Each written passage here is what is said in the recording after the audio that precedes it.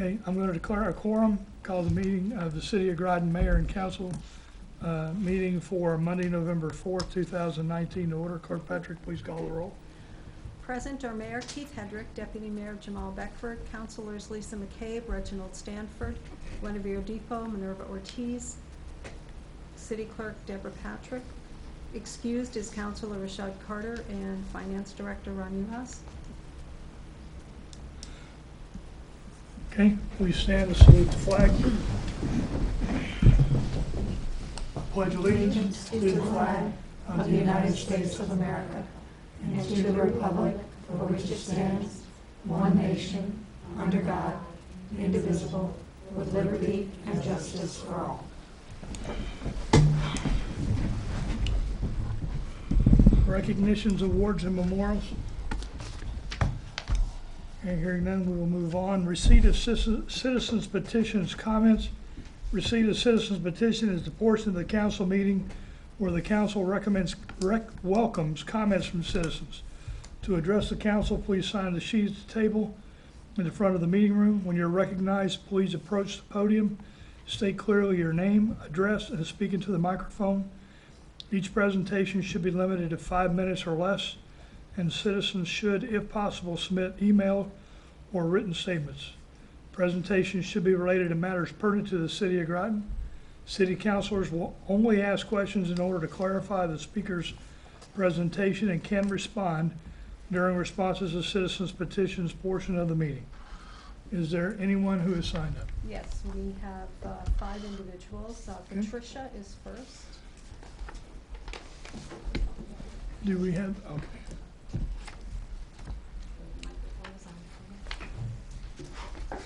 Thank you. Hi, I didn't know I was first, so I'm a little nervous. Yeah, it's I had okay. met with the mayor before. Unfortunately, my car... Hold on, Patty, could you please state your name and your address? Oh, I'm sorry.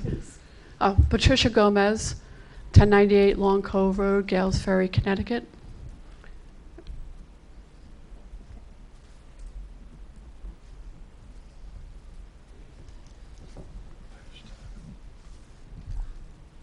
Okay, thanks. Sorry, I'm not used to doing this. I had met with the mayor before, and I had gone through your insurance company and everything else. Unfortunately, my car and pretty much my livelihood was dead on Thames Street during the flooding on July 22nd. I had come around the corner after going to a yoga class. It looked like Caesar's Palace in front of me, made the left onto Thames Street, got as far as right before Appy's, heard a loud thug in my car, and I was knee-deep in water, tried to push my car out myself, couldn't get my car out, called the police department. The police department came. I have a report from the police department who came and helped push me out. It turned out that my whole oil pan underneath my car, from whatever pressure it was, got pushed up into my engine and my transmission mount. So I have pictures also of the fire department who had to clean up the oil spill. I had to wait 3 hours for somebody to tell me because they closed off the road after I had gone through. The same police officer was there when the tow truck came through so they can come and get me. My daughter unfortunately couldn't be here tonight, but she came in our Jeep. Well, her Jeep, it used to be mine. I came in the Jeep and actually sat with me so I could have some place to sit because I had no heat, no power, no anything in my car. I'm actually here just to try and see if anything can be done for me. I'm a single parent. I work for the transportation department for Groton Public Schools. I've tried everywhere that I can go through in terms of turning around to try and get anything I can. I've had to rent a car. I now since had to buy a new car since it's been since July 22nd. So now I'm having trouble paying my bills because I now have a car payment. My car was a 2007 Chrysler 300 Bentley Edition, which was well maintained and in immaculate condition. As a matter of fact, it had a full tank of gas, which usually happens when something happens to a car. 4 brand new tires, a new battery, new radiator, new suspension system, everything else in it. It was towed right away. I have pictures also that the mayor has seen too of the car and the underneath of the car.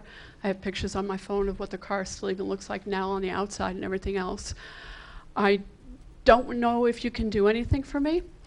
I've got estimates for my car to be fixed. I used all of my savings just to try and put down on a car and to lease cars and to get rides to work so I continue doing my job.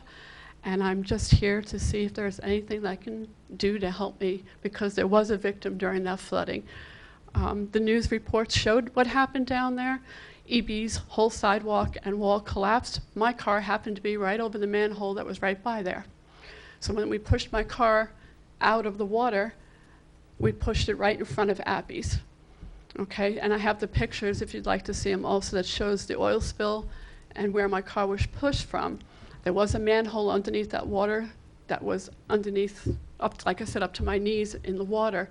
But I couldn't wait for the water to recede in order to see anything until the next day when I went down there and took pictures. Don't know what hit my car.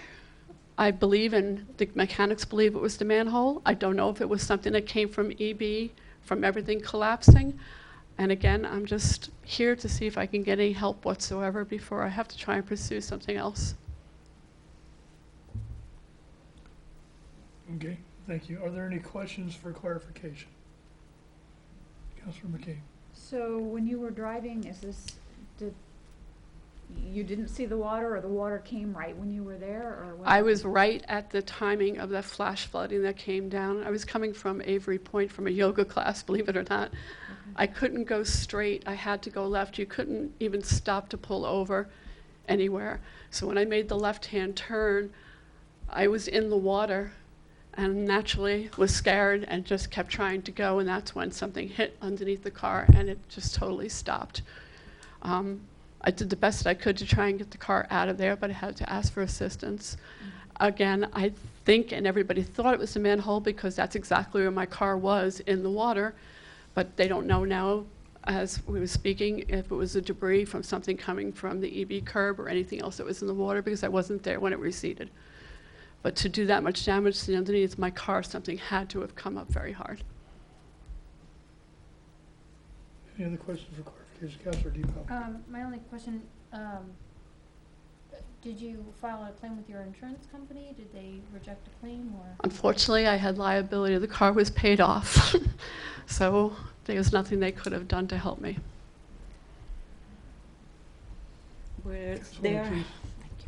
Was there a car in front of you or behind you? No, as a matter of fact, I stood in the water and in the rain telling everybody not to come down the road so that they would turn around, and then they closed off the road. The police officer who came to help me get out of the flooded area I was in actually went up to the Five Corners, which is right after I had turned. He stayed up there with his lights on until the water got really bad up that way, and then he left and he actually came back to check on me and closed off the roads.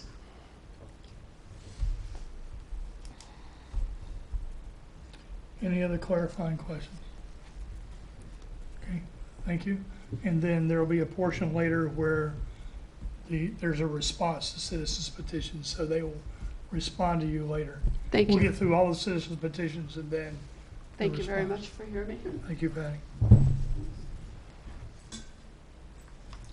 John Davis?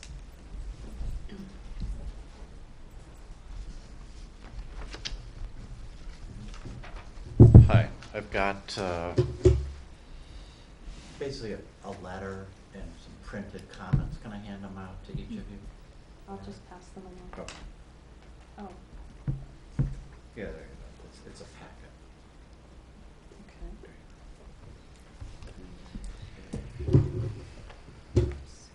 One for the mayor.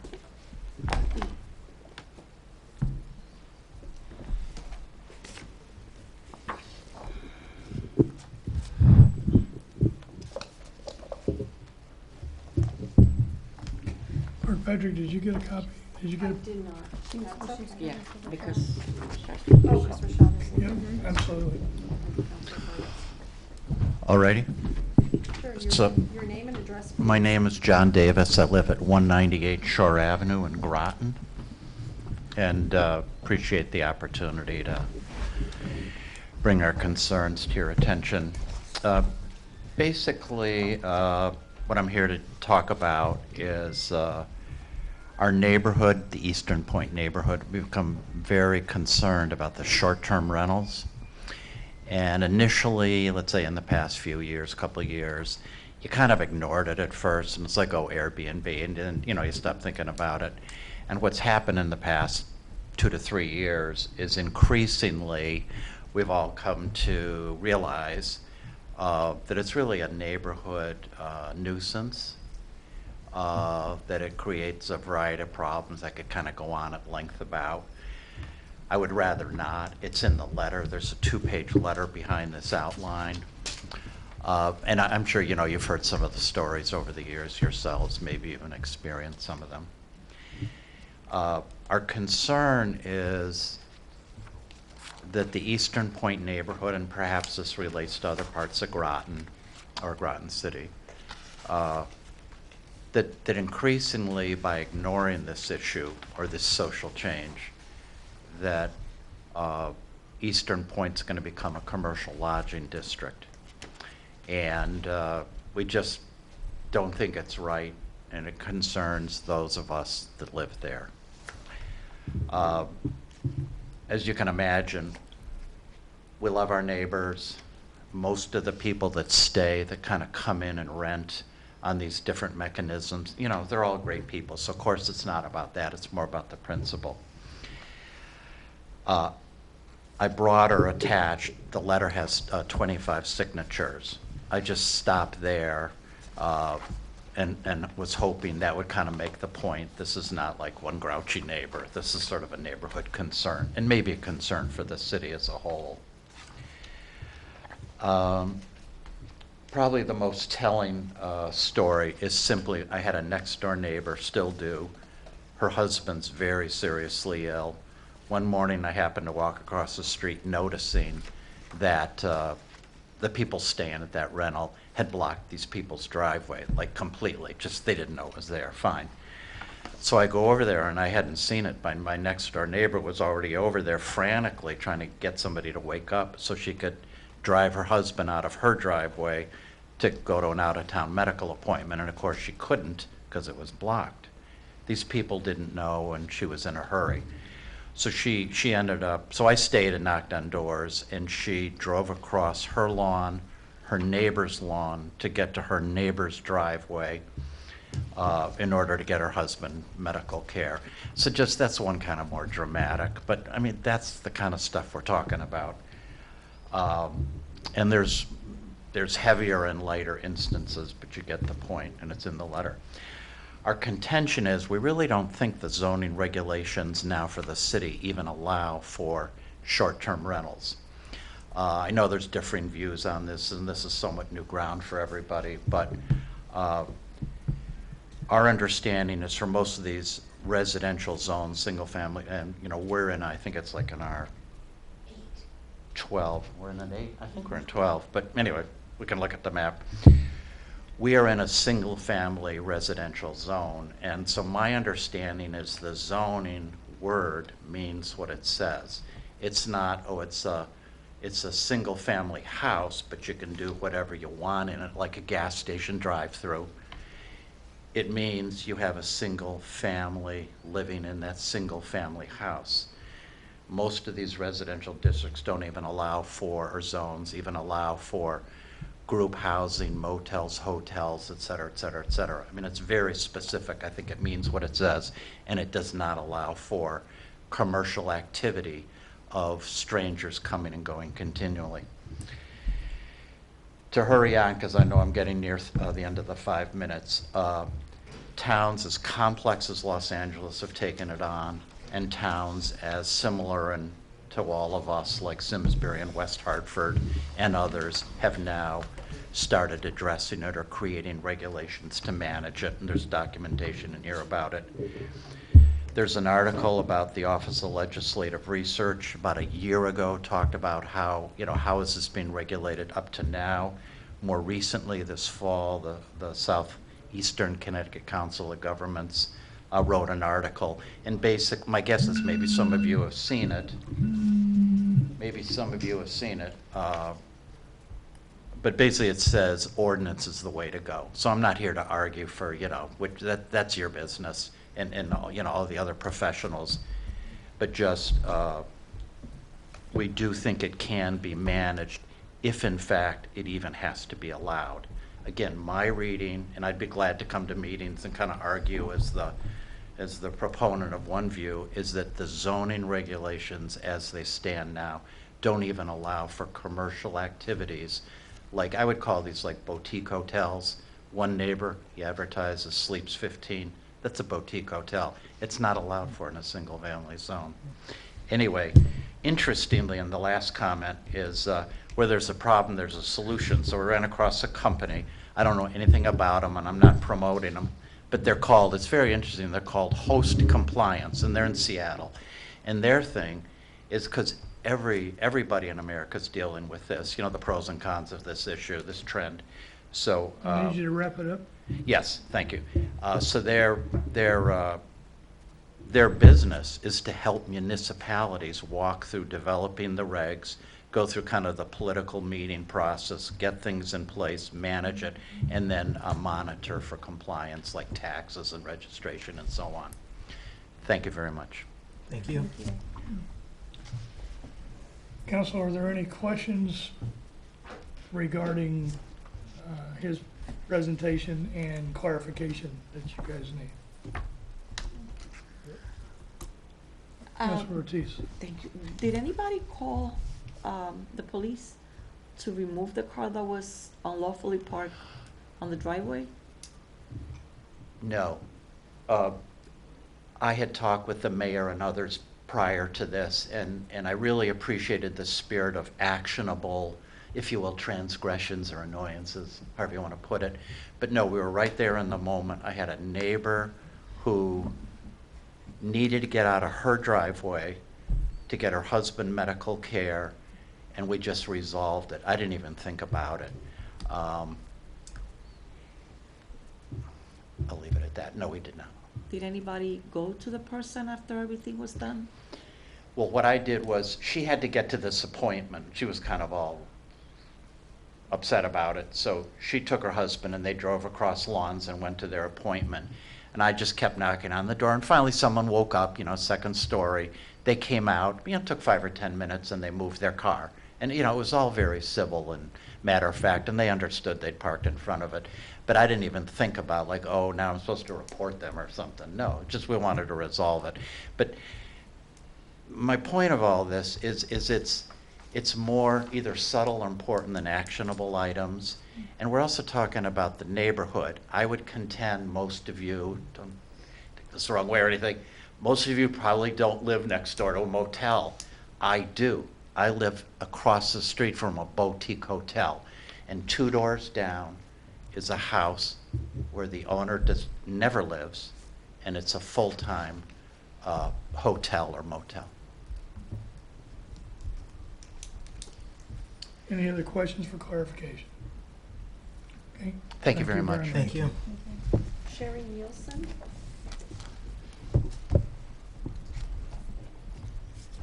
Sherry Nielsen. I live at 205 Shore Avenue in Eastern Point.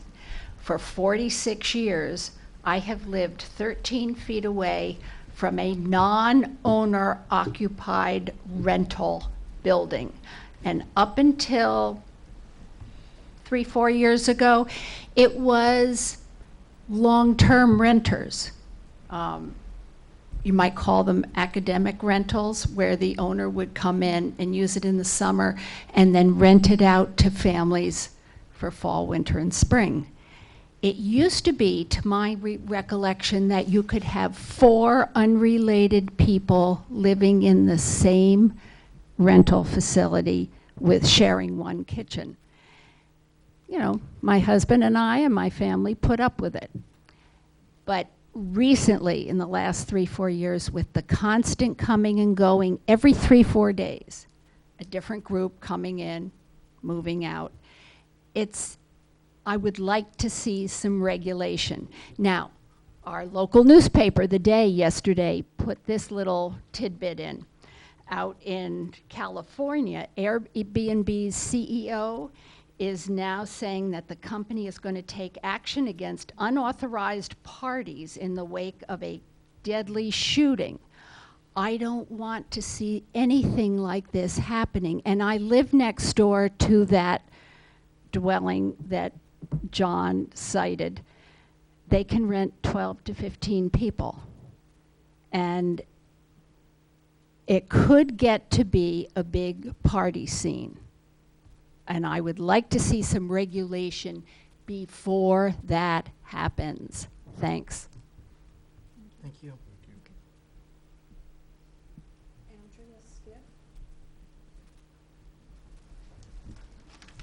Hi, Andrea Skiff, 254 Shore Avenue.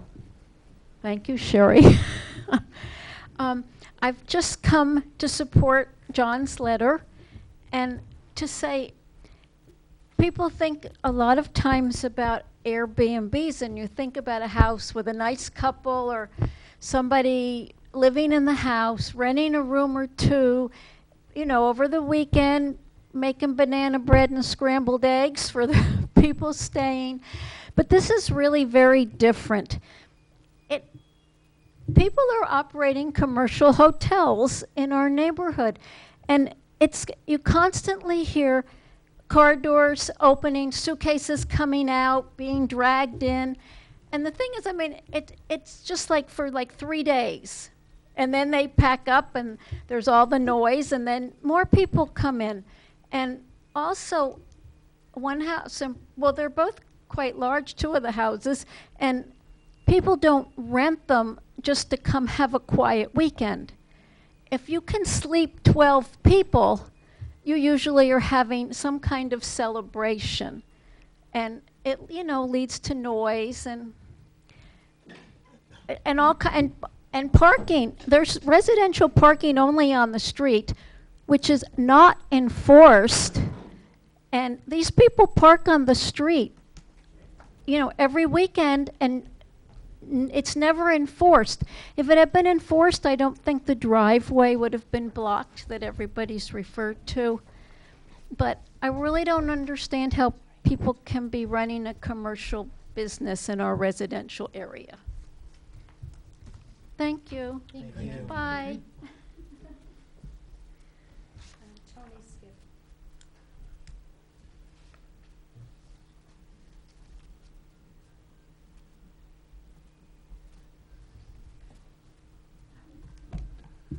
Tony Skiff, 254 Shore Avenue. Again, I just wanted to add the fact that there are economic forces driving these events. They're not just haphazard happenstances. By this I mean that the process seems to be that people look at an attractive property by the water and figure out that they can buy it and then rent it out and pay off the cost of their mortgage, utilities, and taxes. And so there is an economic force driving it in which they see the worst off they will be, as far as they can anticipate, will be they'll have a vacation home that they will have done little or nothing for. So this problem exists for that economic reason, and it's not unique to us, as was pointed out. I just noticed today that a headline in a local paper in Manatee County, Florida, on Anna Maria Island, where the municipality is enforcing a short-term rental ordinance, which requires people renting more than 3 times a year for 30 days or less to register for that, and in fact fines them if they don't, starting at $250 a day. So those are my 2 points. One, this problem will only increase because people have an economic incentive in doing so. And secondly, that other people are addressing it. Thank you for your time. Thank you. And that's it. Okay. All right, where are we? Respond to citizens' petitions, comments, council? Deputy Mayor Beckford. Yeah, Mayor, I'd just like to make a comment, or I guess maybe ask you a question on what John Davis, Sherry Nielsen, Andrew Skiff, and Tony Skiff just came up to speak about. I thought we I thought this had come up before and we tried to get ahead of it, and I thought we updated an ordinance about short-term rentals. Well, I might be mistaken, but I remember this coming who up. else was on that committee? You on the committee? It's group 2. Okay. It came up. It's kind of been looking for what the solution would be. Okay. So I have an email from our attorney to Dennis Godera, planner, and I will read you portions of this. One of the challenges you run into with rentals, you get long-term rentals and you get short-term rentals. And then the short-term rentals fall under Airbnb and they fall under bed and breakfast and they fall under short-term rentals. Okay. Airbnb is problematic in that the United States does not have consistent rules and regulations for it. The state of Connecticut has not touched it and therefore has not given us any additional guidance.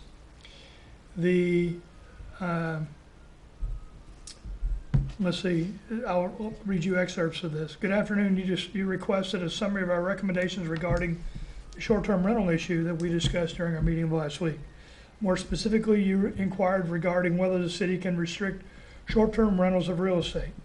As you are aware, the Groton zoning regulations currently define a bed and breakfast establishment as an owner-occupied building property, i.e. the principal residence of the owner, having 6 or fewer guest rooms without separate kitchen facilities, in which overnight accommodation and breakfast only are provided to guests for a fee.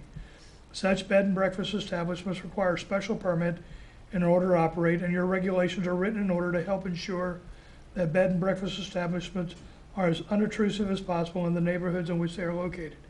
They shall generally be accommodated within an existing building, and the gross floor area of the bed and breakfast portion of the building shall not exceed 50% of the gross total floor area of the entire building. There are limitations prohibiting long-term rentals and on-site parking as required. The owner must also occupy a bed and breakfast property. Your inquiry, however, is directed specifically at Airbnb type rentals. They are generally short-term rentals of residential apartments or houses where the property owner is not present on site and meals are not provided by the owner. The Connecticut Supreme Court has considered prohibitions of the rental of property, stating that a continued maintenance of the no rental condition serves no valid purpose and violates the strong and deeply rooted public policy in favor of the free and unrestricted, unalienable right of the property. And then Janemi versus Zoning Board of Appeals, the town of Fairfield, and then it gives the case number. There, the court found that it is indisputable that the right to rent real estate is one of the bundle of rights taken together constitutes the ownership of property for individuals. The bundle of right that the court speak to references the property owner's right to 1, live in the property, 2, rent the property, 3, sell the property. The court found that denying the property owner the right to rent the property is, in essence, stripping the property owner of 1/3 of their rights, and such a very significant restriction of ownership. Based on Ganemi, the municipality does not have the right to deny the property owner the right to rent out their property. Groton currently has no ordinance or zoning regulation related to short-term rentals of real estate. In contrast, the city of Hartford makes explicit mention of short-term rentals in the zoning regulations. In Hartford, the zoning regulations limit the temporary rental of property to individuals for no more than 21 cumulative days during any 6-month period, and no property being used for such rental more than 3 times during any 6-month period. Further, Hartford property owners must file for a special zoning permit prior to renting the properties. It does not appear that the Hartford regulation has to date been challenged. Other towns, as well as Hartford, have limited the number of unrelated individuals who may reside in a dwelling unit. The Connecticut legislature recently considered a bill which defines short-term rental property as a dwelling unit that is, A, offered as a temporary lodging for a fee in fewer than 30 consecutive nights, and B, not a motel or hotel. This bill would have given a municipality the ability to adopt an ordinance or regulation concerning short-term rental properties and requires those operating such to register with the municipality. The legislation was not enacted into law. So that's the background. Now, what does all that say? The bottom line is, we currently do not have an ordinance on short-term rental properties, and you can call it what you want to call it, but there are, based on what it is and the purpose of the property, it gets a classification. Whether that's an Airbnb, I'm not sure that your definition of hotel or motel is the planning or the planning definition or the legal definition. I don't know the answer to that. What we can do though is I can refer this back to the committee. What committee was this under? It was under community development. Okay, we can refer it back to community development and get the planner to look at it again and then come back. But I know that it's already been in front of community development, and our attorney has, their concern was that if we regulated something that has already been determined that it is a right of a property owner to be able to do that, that we would end up in court. And that's one of the concerns.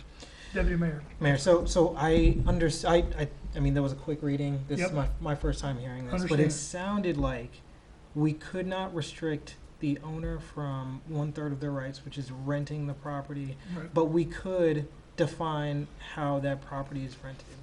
That's how I heard it. We I could, heard it that way too. yep, we could. And The dentist responded to Brian and said, you know, would you not recommend taking a similar approach as Hartford? My guess is Sarah Bronin's philosophy is that it does not take away one of the three rights of the homeowner, just limits it. And then Brian said, that's your decision, but in doing so, you must be prepared for the possibility of litigation. And then if you want to talk, give me a call. So we can refer it back to the community development for further research if the council sees fit. Hold on, let's go here and then I'll come back. Councilor McCabe.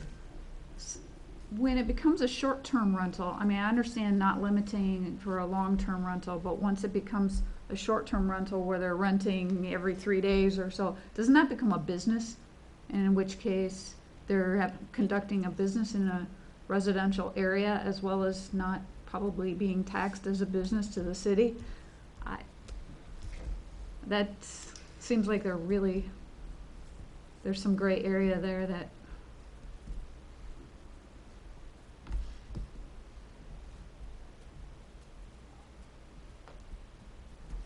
You don't take it down. But these are the types of questions that we can ask during committee and get Dennis there. Councilor Depot. Well, I just wanted to say thank you guys all for coming out, because I think this is one of the issues that we don't know how much it matters until people come out and tell us how much it matters, because like I'm not experiencing it in my neighborhood because I don't live in your neighborhood. So thank you very much for coming out and giving us all the information. It has come up before and we've discussed it, but it is very tricky to figure out what we should do.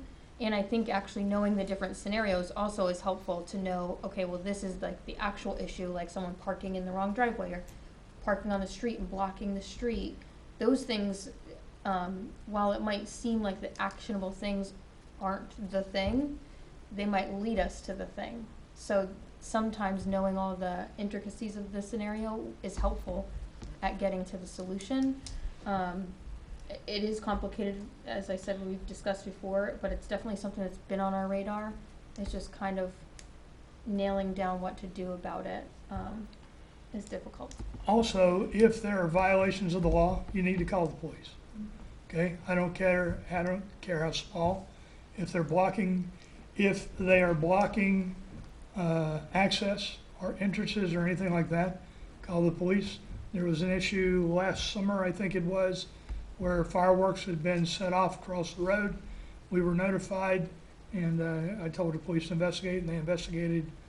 I don't know what happened. Maybe the people were gone by the time, but you know, when those events happen, I encourage you to contact the police. So one, we can take action. Two, we can document it so that it will give additional information and credence to ordinances that we may decide to pursue.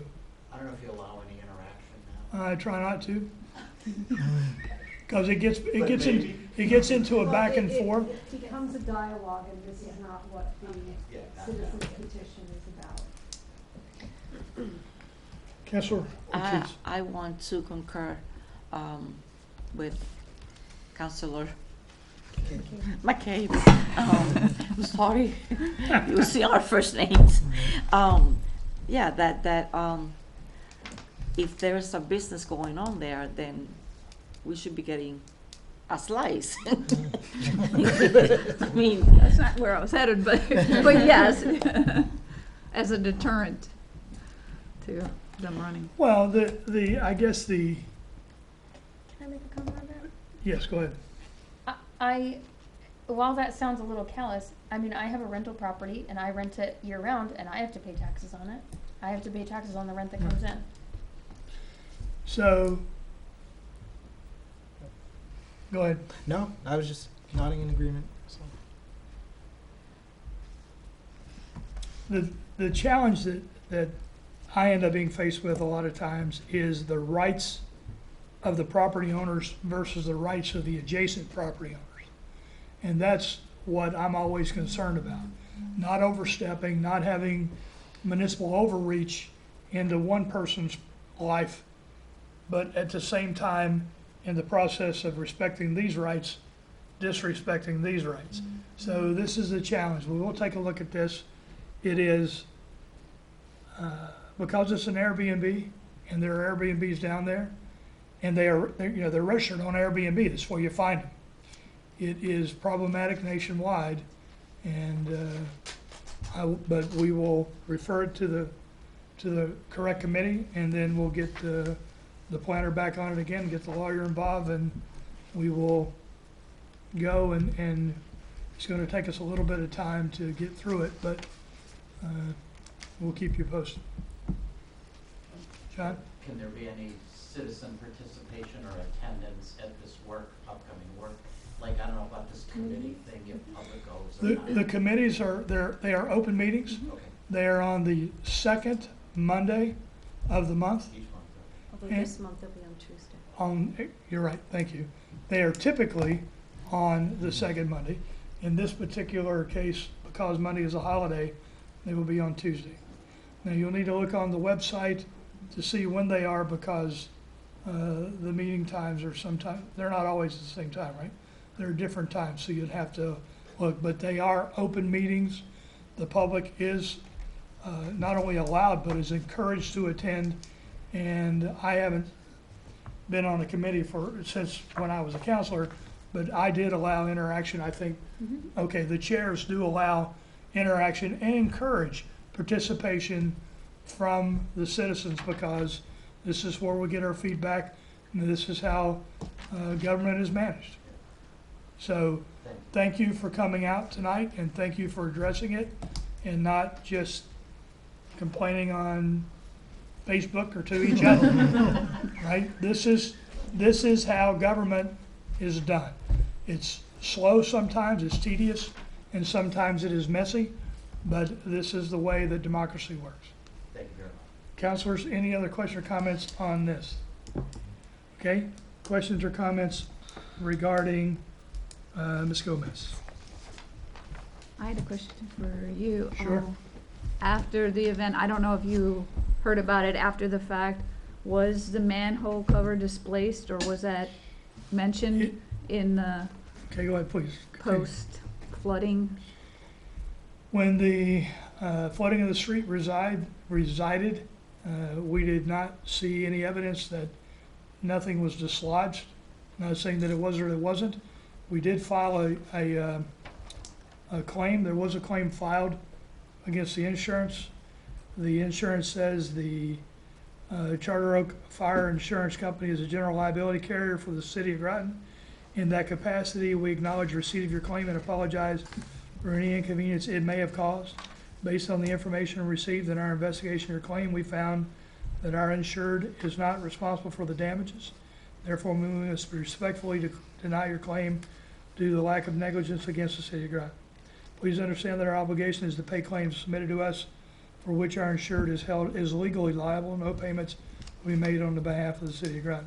Ms. Gomez did come and talk to me. We met. I did some additional research and had Finance Director Ron Uhas contact the insurance agent, and they basically said during their investigation they didn't see anything that proved that it was the city's fault. And so therefore, yes, it occurred in the city, and yes, it's bad, but had it been that there had been evidence that covers had been popping up and the city had taken no action for those, then that would have put us in jeopardy for not taking appropriate action. But they said in this case, there was no evidence of that, and they could not tell that the manhole cover had come up or not come up. So the person that, our company that did the investigation represented the city's insurance company? I mean, who does these kind of investigations? Well, we're through Travelers. We have Travelers, and then Travelers is my overall umbrella coverage, and then the Charter Oak Fire Insurance Company is a specific carrier for the general liability. And so they conducted the investigation. I think you submitted pictures and stuff, is that correct? I submitted the pictures to Groton Utilities because it kept becoming a fight as to whose manhole cover it was. Well, that is true. There was a question as to whether or not it was a sewer cover or a stormwater drain cover. And then it was determined that it was a sewer cover was the one that was in question, but during the night, there were no pop-ups, there were no abnormal, they went back and looked at the records from the PAF, and there was no abnormal flow for that period, but there was no evidence that anything had popped up. We didn't have anything anywhere else. Now, that information was submitted to the insurance company, pictures and everything else, as far as, that's what I was told. I didn't personally call them. So the reason that Ms. Gomez is here is that she asked what were her options, and I said you can come to the council, you can talk to the council.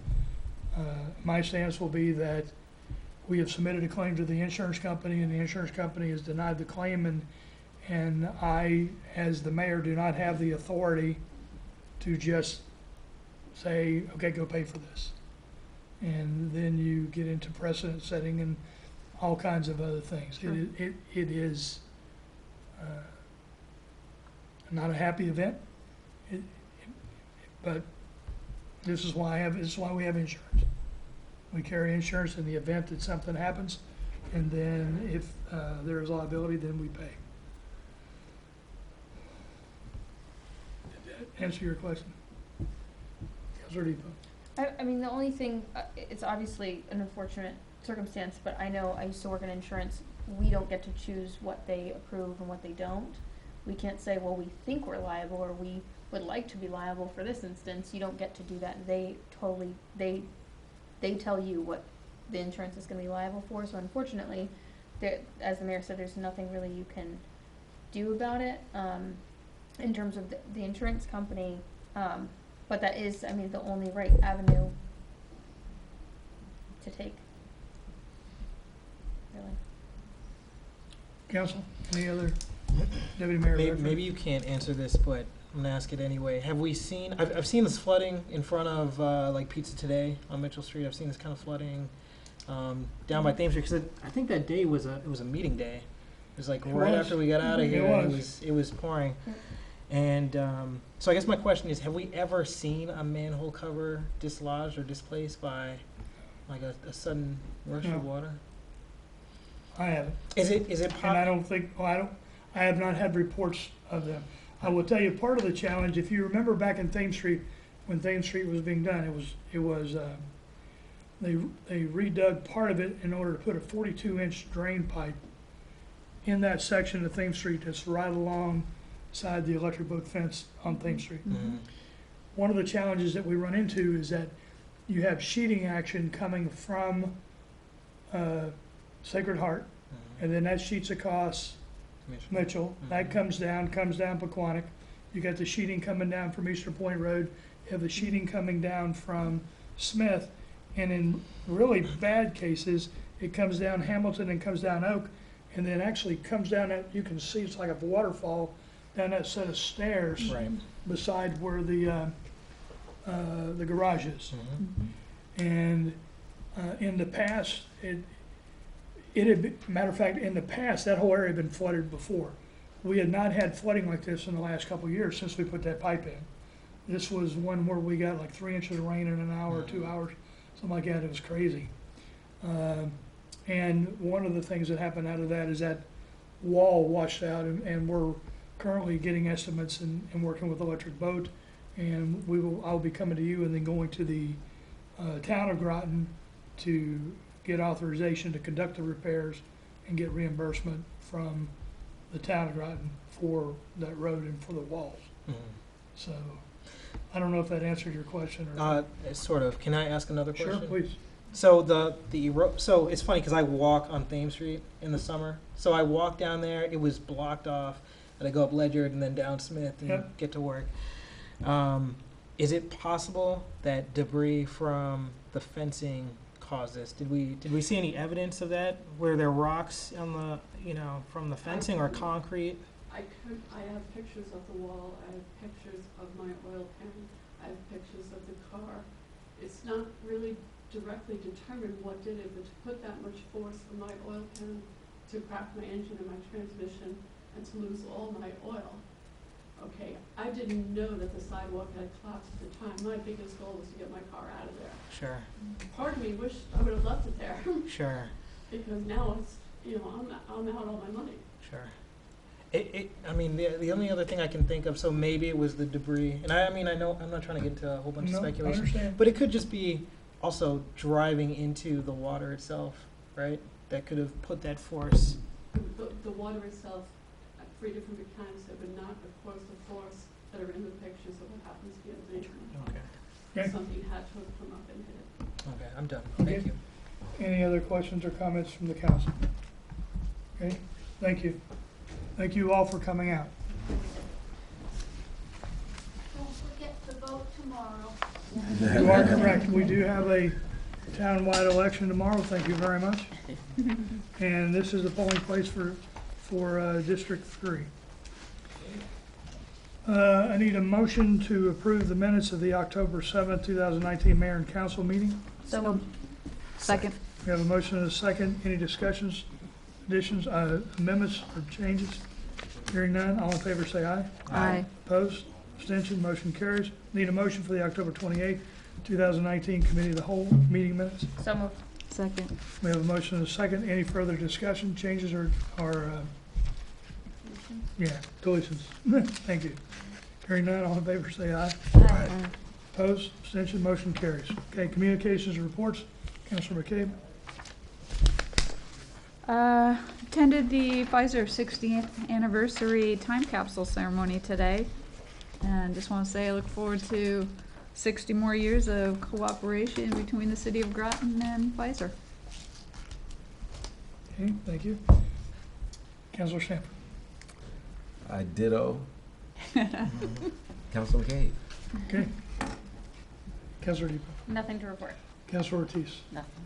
Deputy Mayor Becker. Yes, I also attended the Pfizer 60th anniversary today, so I also agree with their comments.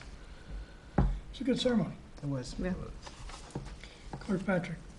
I also attended. Oh, that's true. Agree. You're right.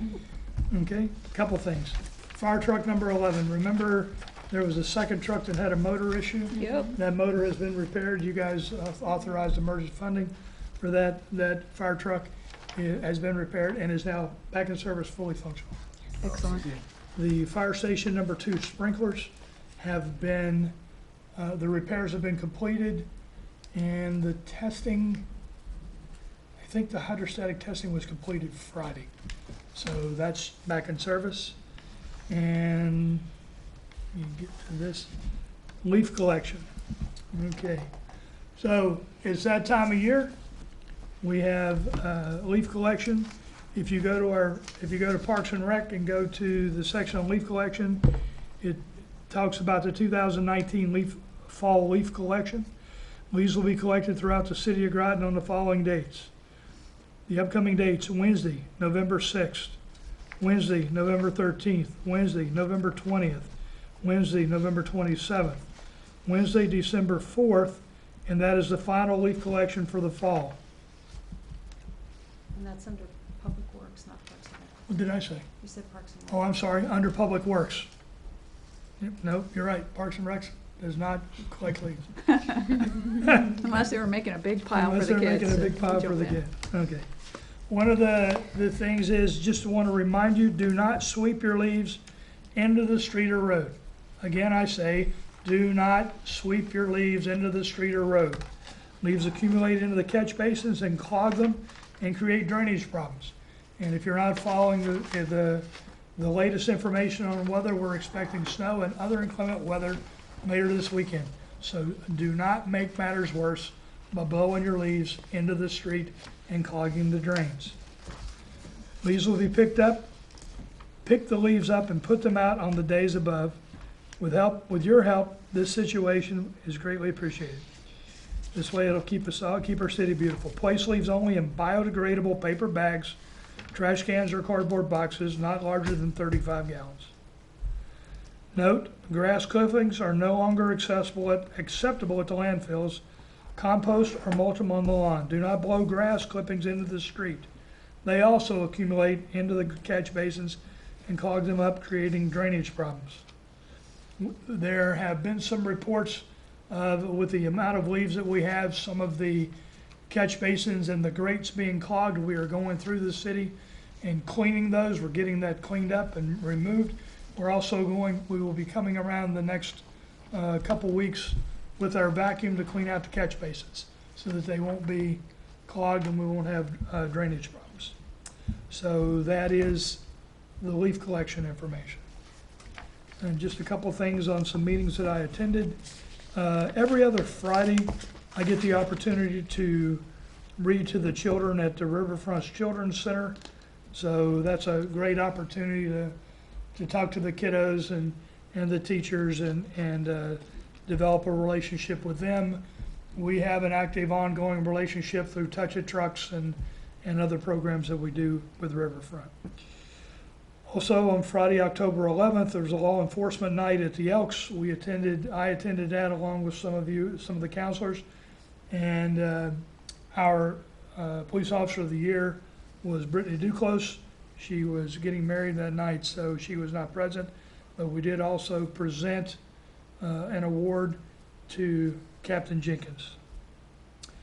On October 10th, I attended a Mother Bailey birthday celebration. As you know, Mother Bailey is in the city of Groton. We'll talk more about the RFP in just a minute.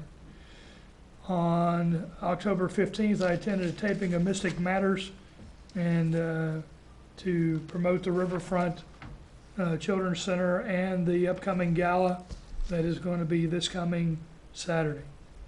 On the 17th, I attended the Dr. Martin Luther King Jr. Scholarship Dinner, as did many of the council here. That is always a tremendous opportunity, and for me, it is very uplifting. And one of our own, Juliet Parker's daughter, Aaliyah, received a scholarship that night, so that was tremendous. On October 24th, I attended the Electric Boat Employee Art Exhibition, the opening reception at the Alexi von Schlipp Gallery of Art to Branford House. They are open now through January 5th, Thursday, Friday, Saturday, and Sunday from 12 to 4, excluding Thanksgiving and the day after. And these are local artists that also work at Electric Boat and are exhibiting their art there.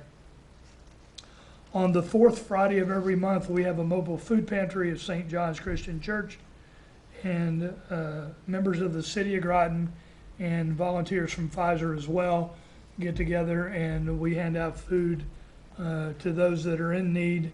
It is part of the Jim Moran Food Center, and that starts at 10 o'clock in that morning, and, or that's not true. Yes, 10 o'clock is when that starts.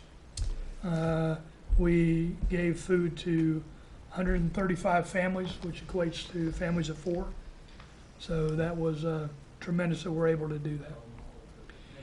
On Monday the 28th, I attended a City of Groton Resiliency Planning meeting with the Coast Guard.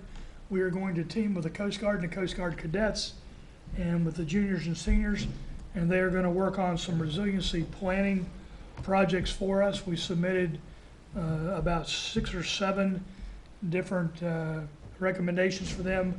Some of them included, for example, by 2050, the sea level rise in Long Island Sound is going to be 20 inches. So one of the things we're looking at is how to protect our infrastructure, including electric, water, sewer, and roads. What does the projected forecast of seawater level rise do to the floodplains, the normal floodplain and the 100-year floodplains? And how could that potentially impact zoning requirements, planning and zoning requirements? So that's why we're going to be teaming with them. On October 29th, at the Council of Governments, I attended a waste management and recycling presentation. In the near future, there will be a bottle bill that the recommendation is to increase the amount of recycled bottle, not the amount, the price for recycled bottles from 5 cents to 10 cents a bottle, in an effort for people to turn in glass and plastic bottles to help reduce the waste that, 1, gets put in recycling and 2, gets put in the regular trash. One of the challenges with glass is that when the glass, since we're single stream, the glass and the cardboard get together, the glass breaks, glass embeds into the cardboard, and it makes the recycling of the cardboard more difficult. And in some cases, because now there's contamination in the cardboard, our price jumps up. And we're currently looking at $70 a ton for recycle and $58 a ton for trash. So we are trying to figure out, the COG and the local area here in the city are trying to figure out ways to minimize the cost and therefore pass that on back to the taxpayers. On last Friday, I attended the 10th Annual Military Appreciation Breakfast at the Marriott. It was a great opportunity to recognize some of the local men and women of the armed forces here and for the contributions that they provide, not only locally but to our nation, and they help keep us safe at night. And then again, I attended the Pfizer presentation today, which was the time capsule, which was a good time. Also, earlier this year, or just recently rather, the council authorized $450 to Children First Groton. We received a thank you letter. Dear Mayor Hedrick and Groton City Council members, thank you for your generous gift of $450 to Children First Groton to help support our initiatives with children and families in Groton this year. We are grateful to have your support. Through your donations in the past, we've been able to accomplish fulfilling a lot of our initiatives and continue working towards supporting the children of Groton. Your collaboration truly makes a difference for us, and we are extremely grateful. Your donation is going towards Groton Go Pass, Prescription to Read, Cooking Matters, Car Seat Safety, Mental Health Summit, Groton Rocks, Parent Education, After School Homework Help, and many other initiatives. Your support through the years has been influential in accomplishing our collaborative goals and helping the children of Groton to thrive. Your continued support helps sustain our mission and makes a big difference because we run all these initiatives with volunteers. Thank you very much, and we look forward to working with you and all the departments of the city this year.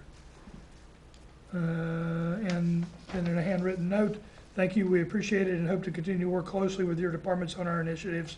Sincerely, Susan Corris. She is the chair. And that's it for communications and reports. Committee referrals. Are there any referrals? Okay, I have the referral to the community development for short-term rentals and Airbnb and potential revisions, and a potential ordinance and or revisions to an ordinance. We already have one, but I don't think we have an ordinance. I think there's a referral for, Well, Public Works. Okay, In regards to reviewing the ordinance for blight and trash pickup. In regards to Isn't that. that already on there? Yeah, Right. but it's already on your agenda. It's already, Yes. yeah, Okay. it's not a new referral. Okay. This Okay. this Perfect. is for a new referral. Okay. Gotcha. okay. Got it. All right, so we're good though, right? I think Yep. it's already on there? Yep. Okay. Are there any other, correction, are there any other committee referrals? Okay, hearing none, we will continue. Councilor McCabe?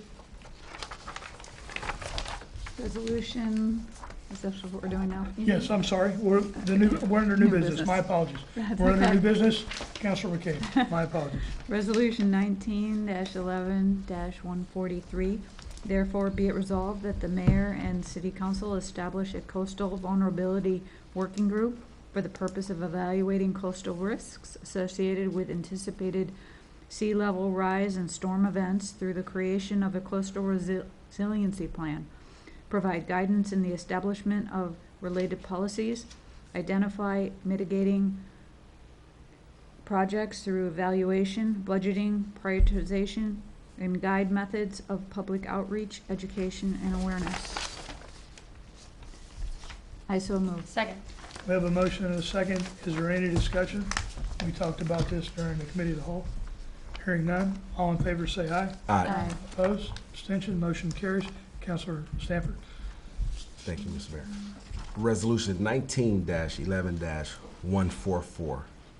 Therefore, be resolved that the mayor and council authorize and approve the purchase of modular walls, doors, glass counters, and furniture from Wyndham Corporate Interiors, LLC, 2808 Providence Road, P.O. Box 600, Brooklyn, Connecticut, in the amount not to exceed $22,000 to be paid from fiscal year 2020 capital funds. I so move. Second.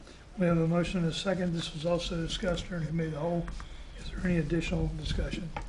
Hearing none, all in favor say aye. Aye. Opposed? Abstention? Motion carries. Deputy Mayor Beckford. Resolution R-19-10-145. Therefore, be it resolved that the mayor and council amend Resolution R-18-2-19 to change the purchase order vendor from Crowley Chrysler Plymouth Incorporated to Altech Industries Incorporated, P.O. Box 11407, Birmingham, Alabama. I so move. Second. Okay, this was discussed during the committee of the whole. Is there any further discussion? Hearing none, all in favor say aye. Aye. Opposed? Abstention? Motion carries. Councilor Depot. Thank you, Mr. Mayor. Resolution R-19-11-146. Therefore, be it resolved that the mayor and council authorize Groton Utilities Management to approve proposed change order number 8 from R.H. White Construction Company Incorporated, 41 Central Street, Auburn, Massachusetts, for changes in scope as part of the State of Connecticut Drinking Water State Revolving Fund, project number 2013-0140, in the State of Connecticut approved amount of $84,241.03, and Mayor Keith Hedrick be authorized to execute change order number 8. I so move. Second. We have a motion and a second. This was discussed during the committee of the whole. Is there any further discussion? Hearing none, all in favor say aye. Aye. Opposed? Abstention? Motion carries. Councilor Ortiz. R-19-11-147.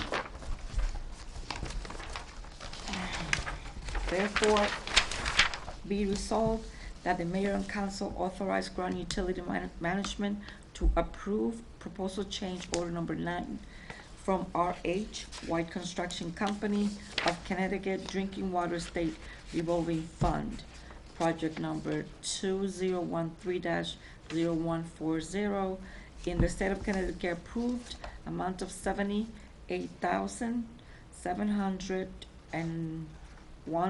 $78,701.46. No? No, I'm sorry. Just read them out together. Wait, I'm lost. Oh, Sorry. $78,791, That's it. Go ahead. $91.46. I'm sorry. What's it? And Mayor Keith Hendrick be authorized to execute change order number 9. I so move. Second. We have a motion and a second. This was discussed during the committee of the whole. Is there any further discussion? Hearing none, all in favor say aye. Aye. Opposed? Abstention? Motion carries. Councilor McCabe. Resolution R-19-11-148. Therefore be it resolved that the mayor and council authorize Groton Utilities Management to approve change order number 10 from R.H. White Construction Company Incorporated, 41 Central Street at Auburn, Massachusetts, for changes in scope as part of the State of Connecticut Drinking Water State Revolving Fund, project number 2013-0140 in the state of Connecticut. Approved amount of $74,004.49. And Mayor Keith Hendrick be authorized to execute change order number 10. I so move. Second. We have a motion and a second. This was discussed during the committee of the whole. Is there any further discussion? Hearing none, all in favor say aye. Aye. Aye. Opposed? Abstention? Motion carries. Councilor Stafford. Thank you, Mr. Mayor. Resolution 19-11-149. Therefore, be resolved that the mayor and council authorize Groton Utilities Management to issue a purchase order to Synagro, 435 Williams Court, Suite 100, Baltimore, Maryland, in the amount not to exceed $104,000 and no cents for sludge removal at the wastewater treatment plant to be paid from funds available in the approved fiscal year 2019-2020 Water Division operating and capital budgets. I so move. Second. We have a motion and a second.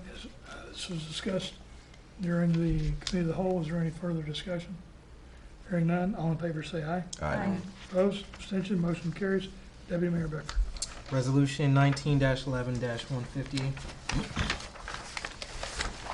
Therefore be it resolved that the mayor and council authorize Groton Utilities Management to purchase order to TI Sales, water and wastewater supplies, 36 Hudson Road, Route 27, Sudbury, Massachusetts, for the purchase of replacement commercial and residential meters and associated parts, equipment, as part of the Water Division's Advanced Metering Infrastructure Meter Replacement Project in the amount of $520,000 and no cents, to be paid from funds available in the approved 2016 Water Bond Fund. I so move. Second.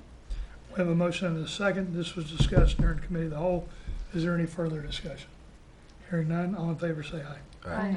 Opposed? Abstention? Motion carries. Councilor Depot. Thank you, Mr. Mayor.